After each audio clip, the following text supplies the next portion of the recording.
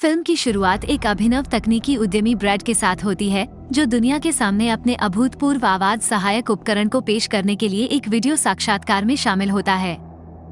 वो इसकी उन्नत क्षमताओं पर प्रकाश डालते हैं और इस बात पर जोर देते हैं कि उनकी टीम उपयोगकर्ताओं के सामने आने वाली किसी भी समस्या का समाधान करने में तेज है।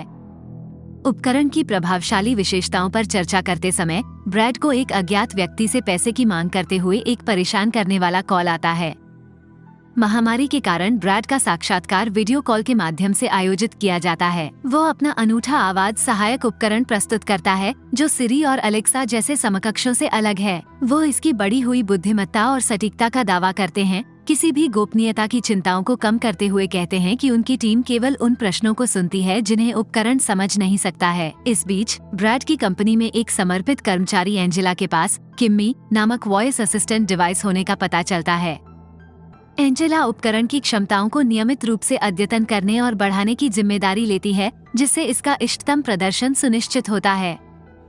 बाद के एक दृश्य में एंजेला अपनी खिड़की से बाहर देखती है। बगल की इमारत में रहती है जहां टेरी, एक आदमी जिसकी वह गुप्त रूप से प्रशंसा करती है, रहती है। वो बहुत कम जानती है, एक गूढ़ आकृति भी उसे दूर से देख रही है, जो सामने आने वाली कहानी में रहस्य का एक तत्व जोड़ रही है। अगले दृश्य में लॉकडाउन उपायों के कारण वैश्विक संकट के बारे में समाचार कवरेज देखते हुए एंजेला को अपनी कताई बाइक पर एक कसरत दिनचर्या में डूबा हुआ दिखाया गया है। एंजेला किमी से संगीत बजाने का अनुरोध करती है, उदास समाचार से ध्यान भटकाने की मांग करती है। जैसे ही वह एक बार फिर अपनी खिड़की से बाहर देखती है, उसका ध्यान टेरी की ओर आकर्षित होता है, जो उसके बगल में रहने वाला आदमी है। साहस की एक लहर से प्रोत्साहित होकर वो टेरी को एक स्थानीय खाद्य ट्रक में नाश्ते के लिए आमंत्रित करने के लिए आत्मविश्वास को बुलाती है, जिसके लिए वो सहमत होता है। हालांकि जैसे ही एंजेला बाहर कदम रखने की तैयारी करती है, वो अचानक और भारी घबराहट के हमले से भस्म हो जाती है। उसका एगोराफोबिया, खुले स्थानों और सामाजिक संपर्क का डर, जो उसके अतीत के दर्दनाक अनुभवों में निहित है, उसे अपने घर की सीमा से परे उद्यम करने में असमर्थ बनाता है। उसकी चिंता को दूर करने के उसके प्रयासों के बावजूद वो टेरी से मिलने में असमर्थ रह जाती है, क्योंकि वो अंततः काम के लिए निकल जाता है। एंजेला अपनी चिंता से जूझती है, लेकिन अपने संयम को फिर से हासिल करने और अपने घर के कार्यालय में अपने काम के कार्यों में संलग्न होने का प्रबंधन करती है। अपनी जिम्मेदारियों के बीच एंजेला उन रिकॉर्डिंगों तक पहुंचती है जो पहले आवाज सहायक किमी के लिए अवर्णनीय थीं। वो कुछ लंबित मुद्दों को हल करने का प्रयास करती है। जैसे जैसे एंजेला काम करती है, वह अपनी इमारत की ऊपरी मंजिलों से निकलने वाली विघटनकारी आवाजों के बारे में तेजी से जागरूक हो जाती है, जहां निर्माण कार्य चल रहा है। जवाब में वो शोर की गड़बड़ी को दूर करने के लिए अपने पड़ोसी से संपर्क करती है और समाधान के लिए गुहार लगाती है। उसके काम के बीच एंजेला का फोन बजता है और ये लाइन पर उसकी चिंतित माँ है। उसकी माँ एंजेला के एगोराफोबिया के साथ चल रहे संघर्ष में सहायता के लिए कई चिकित्सा सत्रों का सुझाव देती है, जिसमें भाग लेने के लिए एंजेला पहले ही कदम उठा चुकी है। दृश्य संदिग्ध पड़ोसी में परिवर्तित हो जाता है, जो एंजेला की निगरानी करना जारी रखता है, जिससे उसके एकांत अस्तित्व पर बेचैनी की छाया पड़ जाती है। ध्यान एंजेला की ओर लौटता है, जो खुद को देर रात तक काम करते हुए पाती है। अपने सहकर्मी डेरियस की सहायता से तार खोलती है। उसके काम के बीच एंजेला का फोन बजता है और ये लाइन पर उसकी चिंतित माँ है। उसकी माँ एंजेला के एगोराफोबिया के साथ चल रहे संघर्ष में सहायता के लिए कई चिकित्सा सत्रों का सुझाव देती है, जिसमें भाग लेने के लिए एंजेला पहले ही कदम उठा चुकी है। दृश्य संदिग्ध पड़ोसी में परिवर्तित हो जाता है, जो एंजेला की निगरानी करना जारी रखता है, जिससे उसके एकांत अस्तित्व पर बेचैनी की छाया पड़ जाती है। ध्यान एंजेला की ओर लौटता है, जो खुद को देर रात तक काम करते हुए पाती है। अपने सहकर्मी डेरियस की सहायता से तार खोलती है। उनके काम के बीच एंजेला टेरी की वापसी को देखती है। अवसर का लाभ उठाते हुए एंजेला टेरी से उसके साथ शामिल होने का अनुरोध करती है और वे एक साथ समय बिताते हैं। हालांकि उनकी बातचीत एक विवादास्पद मोड़ लेती है, जिससे एक बहस होती है जो टेरी के जाने का संकेत देती है, जिसे छिपे हुए पड़ोसी द्वारा बारीकी से देखा जाता है। अगले दृश्य में एंजेला अपना काम करते हुए एक हैरान करने वाली रिकॉर्डिंग पर गिर जाती है। रिकॉर्डिंग अस्पष्ट और अस्पष्ट है, लेकिन एंजेला इसकी डरावनी सामग्री को समझने के लिए अपनी विशेषज्ञता का उपयोग करती है। मदद के लिए गुहार लगाने वाली एक लड़की का रोना, यौन हमले के परेशान करने वाले कार्य के अधीन। एंजेला रिकॉर्डिंग का विश्लेषण करने के लिए आवाज सहायक किमी की ओर मुड़ती है, जिससे ऑडियो की भयावह प्रकृति की पुष्टि होती है। उसने जो खुलासा किया है उसकी गंभीरता से परेशान एंजेला अपने सामने नैतिक दुविधाओं से जूझती है। वो पुलिस को सूचित करने पर विचार करती है, लेकिन निजी रिकॉर्डिंग तक पहुंचने में उसकी कंपनी की भागीदारी के संभावित नतीजों के कारण हिचकिचाती है। इस मुद्दे को हल करने के प्रयास में एंजेला सबूत संकलित करती है और अपने मालिक को ईमेल करती है, केवल एक निराशाजनक प्रतिक्रिया प्राप्त करने के लिए उससे कंपनी की प्रतिष्ठा की रक्षा के लिए रिकॉर्डिंग को हटाने का आग्रह करती है। एंजेला का दृढ़ संकल्प बना रहता है, क्योंकि वह कंपनी के भीतर एक अन्य सहयोगी नेटी से सहायता मांगती है। हालांकि नेटी की अनुपलब्धता एंजेला को मार्गदर्शन के लिए डेरियस की ओर मुड़ने के लिए प्रेरित करती है। डेरियस सामंथा के डेटा तक पहुंचने का एक तरीका बताता है, जो एंजेला के साथ एडमिन की आईडी साझा करता है। इस नई पहुंच से लैस एंजेला सामंथा के जीवन में गहराई से उतरती है, उसकी छवि, पता और परेशान करने वाली रिकॉर्डिंग की एक श्रृंखला की खोज करती है। रिकॉर्डिंग के माध्यम से एंजेला ब्रैड के साथ सामंथा के उथल पुथल भरे संबंधों को उजागर करती है, जिसे फिल्म की शुरुआत में पेश किया गया था। ब्रैड की काली वास्तविकता को उजागर करने का सामंथा का इरादा, जो उनके करियर को धूमिल कर सकता है, दुखद घटनाओं की एक श्रृंखला को गति देता है। अंतिम रिकॉर्डिंग एक चौंकाने वाले रहस्योद्घाटन का खुलासा करती है। ब्रैड 2 सहयोगियों की सहायता से सामंथा की हत्या के लिए जिम्मेदार है। जैसे ही एंजेला नेटी के कॉल का इंतजार करती है, उसका फोन बजता है और वह संकोच से जवाब देती है, अपनी खोज के हर विवरण का खुलासा करती है। नेटी एंजेला को निर्देश देती है कि वह तुरंत उसके कार्यालय आए, उसके द्वारा जमा किए गए सबूतों को साथ लाए। एंजेला इस महत्वपूर्ण यात्रा को शुरू करने के लिए अपनी एगोराफोबिया ईंधन वाली आशंकाओं को दूर करते हुए अपने लैपटॉप और पेन ड्राइव पर रिकॉर्डिंग को व्यवस्थित रूप से कॉपी करती है। उसके पड़ोसी की भयावह नजर एंजेला के जाने के बाद उसका पीछा करती है, जिससे उसके जाने पर एक भयानक झटका लगता है। इस बीच ब्रैड को सामंथा की हत्या में शामिल व्यक्ति का एक अशुभ फोन आता है। फोन करने वाले को पता चलता है कि एंजेला के पास आपत्तिजनक सबूत हैं और वह नेटी के कार्यालय जा रही है। ब्रैड हताशा में बढ़ते संकट का प्रबंधन करने के लिए हत्यारे को अधिक धन प्रदान करता है। प्रवेश द्वार पर आई स्कैनर का सामना करते हुए एंजेला नेटी के कार्यालय में आती है। उसका दिल धड़कता है।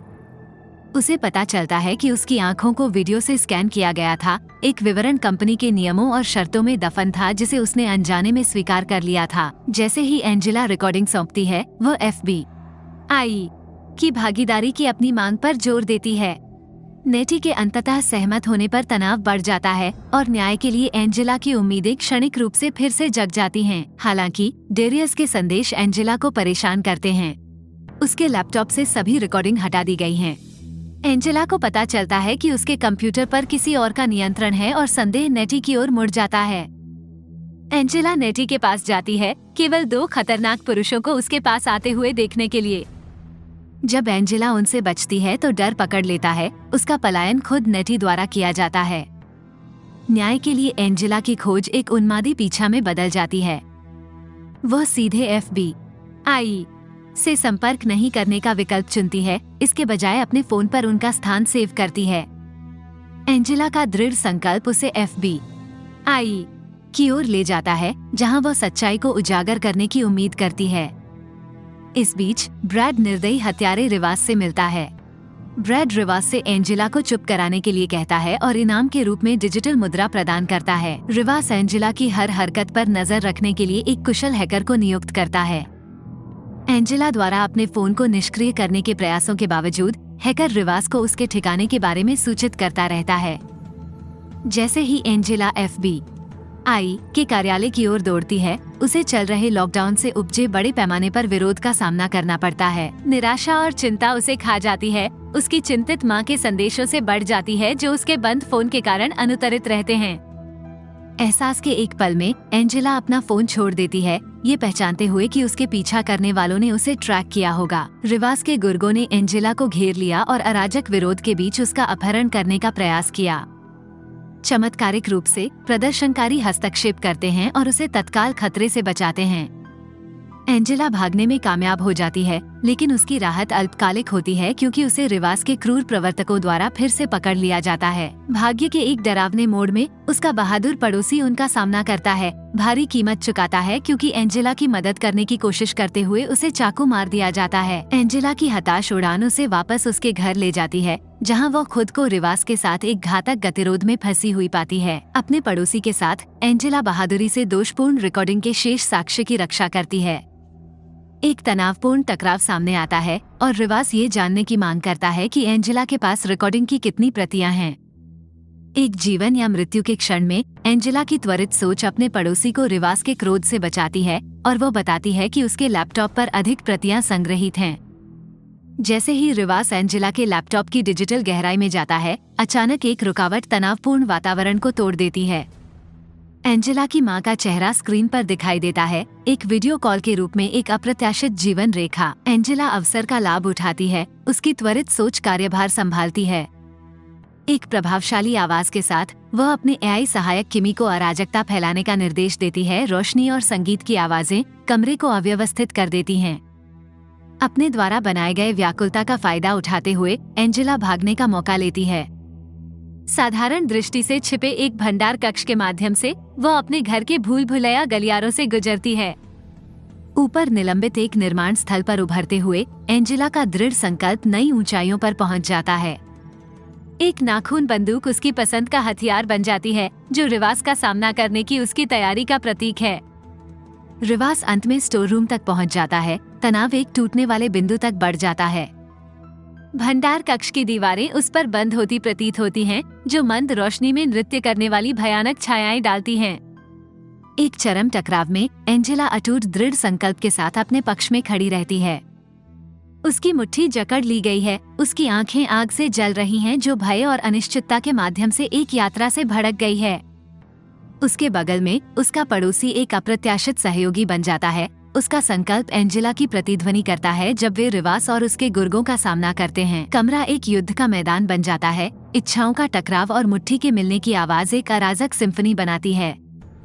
जैसे ही धूल जमती है और लड़ाई की प्रतिध्वनि दूर हो जाती है, दरवाजे पर एक हिचकिचाहट आती है। एंजेला और उसका पड़ोसी एक नजर डालते हैं, उनकी आंखों में अनिश्चितता चमकती है। दरवाजा धीरे धीरे खुलता है, जिससे टेरी का पता चलता है, जिसके साथ एंजेला को सांत्वना मिलने की उम्मीद थी। उसके सामने के दृश्य पर उसकी आंखें चौड़ी हो जाती हैं, चिंता और राहत का मिश्रण उसकी विशेषताओं में खेल रहा है। टेरी का आगमन एक महत्वपूर्ण मोड़ है, जो तूफान के बीच राहत का क्षण है। पुलिस आती है, उनकी उपस्थिति एक अनुस्मारक है कि न्याय दिया जाएगा और नापाक गतिविधियों के पीछे के मास्टरमाइंड ब्रैड को आखिरकार अपने कार्यों के परिणामों का सामना करना पड़ेगा। एंजेला की अदम्य भावना उसके डर और एगोराफोबिया पर हावी है, जो उसके भीतर पाई गई ताकत का कोई मुकाबला नहीं है। अराजकता और आसन कानूनी कार्यवाही के बीच एंजेला और टेरी को संबंध का एक शांत क्षण मिलता है। अंतिम दृश्य में एंजेला और टेरी बाहर निकलते हैं। सूरज की गर्मी और पास में एक विचित्र खाद्य ट्रक की आकर्षक सुगंध से उनका स्वागत किया जाता है। खाना पकाने की तेज और कर्कश आवाज से हवा भर जाती है, एक आकर्षक सिम्फनी जो इंद्रियों को जागृत करती है। वे फूड ट्रक के पास जाते हैं, जो उनके द्वारा की गई यात्रा का एक सरल लेकिन गहरा प्रतीक है। अतीत की छायाएं दूर हो जाती हैं, आशा और नवीकरण की भावना से बदल जाती हैं, जो उनके हर काटने, हर पल साझा करने में व्याप्त होती है।